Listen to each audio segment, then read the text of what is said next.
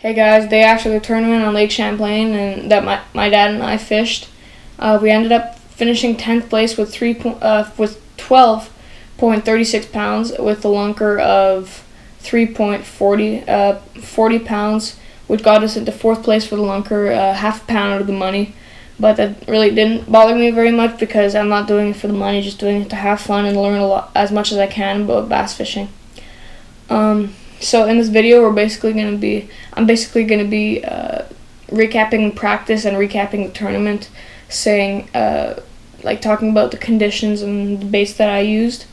And we really had a really tough practice. We had some spawning, small spawning flats that we were hoping on. Those smaller tend to spawn later when the water's clear for some reason. I don't know what that is. I'm sure there's a reason for it, but I don't know why. We had two really clear water spots where the smallmouth were still spawning on, and another spot that we had fished before, like 2 weeks before the tournament, that we hoped we didn't need to go to because the fish were a little bit smaller. But in the end, we actually did have to go to that area because we didn't have a limit by 10 o'clock. So three hours into the tournament, we didn't have one fish. We missed 2 fish. I lost one on a Rapala DT6 in perch color, and my dad lost about a 3-pounder on a Carolina rig, dragging it along that rock shoal that we were fishing in the practice videos. And so we made this a 45-minute run all the way down to this spot, this island, and on the south end, more south of the lake. And we caught a limit in about 30 minutes. We ended up catching 6 fish in that area, and we caught 5 1.5 pounders, and then caught that lunker off a point. It looked like he was still had some eggs in him or in her, but I don't know, that fish, it was weird because it was on this long tapering point where we've never really seen fish spawn on there. But we decided to try it because we didn't have anything, any big bag. We had about 6.5 pounds only, or a little bit more than that, but nothing to win the tournament on or even get top 10 on. So we decided to fish that point and ended up catching that lunker, which gave us a couple extra pounds, and we called a 15-ounce smallmouth, sorry. And after that we had a limit. That spot was dead because the water was all muddy there because of all the rain came down, and it really muddied up that water because it's all sandy, that spot, and sort of like a beach, and all that water got really muddy, and those smallmouth were really hard to catch. But we got a limit in about 30 minutes, and then we moved on to a largemouth area where we were planning and hoping that was going to be a good spot. But it ended up not having any fish on it. We didn't have one bite. We caught, must have been a dozen rock bass. But the largemouth were not biting. We were hoping that spot was going to turn out good because there was a couple 3-pounders that we had caught in practice in that area that we didn't get on film, unfortunately.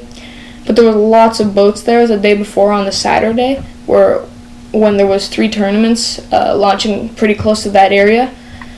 So that area seemed pretty fished up. Stayed there for about half an hour, which was maybe a little bit too long, but we moved after that and moved to that.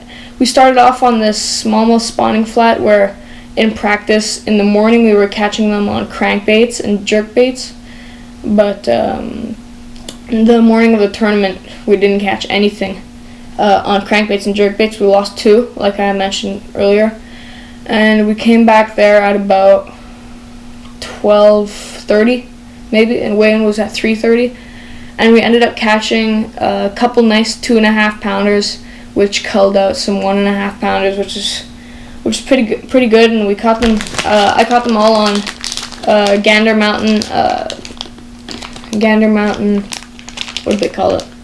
5-inch stick in white and chartreuse. And something that was really key to catching those pressured fish It sounds really weird, but it's a tip that Tim Horton, that I read about, that Tim Horton uses, is you rig the Senko upside down, and you drop it in the beds of the smallmouth, and basically it spirals down like a tube does, and once it got to those beds, those fish would just hit it right away. And there was a little bit of ripple on the water, so it was really hard to see those beds and catch them on the beds. I caught that lunker on a KVD 1.5 square bill crankbait in perch color.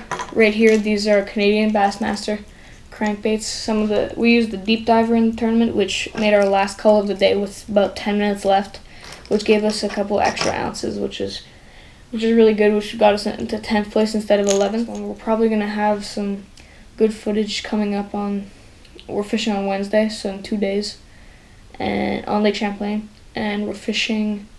I'm fishing with a friend a tournament on Saturday, fishing the Big Bass Challenge with 81 boats in it, 81 teams, so about 162 people, and that's going to be a real challenge because lots of really good fishermen in there, some of the best in Quebec. Hopefully we can do well in that. There's $500 for the biggest fish brought in every hour, kind of exactly like the Oakley Big Bass Tour actually. And then on Sunday I'm doing my friend has a tournament on the Richelieu River, part of Lake Champlain, north of Lake Champlain, where he wants me to come practice with him because he's going solo, so he had no one, so he asked me if he wanted to come fish with him. He's fishing with the tournament with his buddy, but I said sure to fishing with him. So yeah, that's all. Probably going to get some good footage of that and post it in a week or so. So thanks for watching, guys, and stay tuned.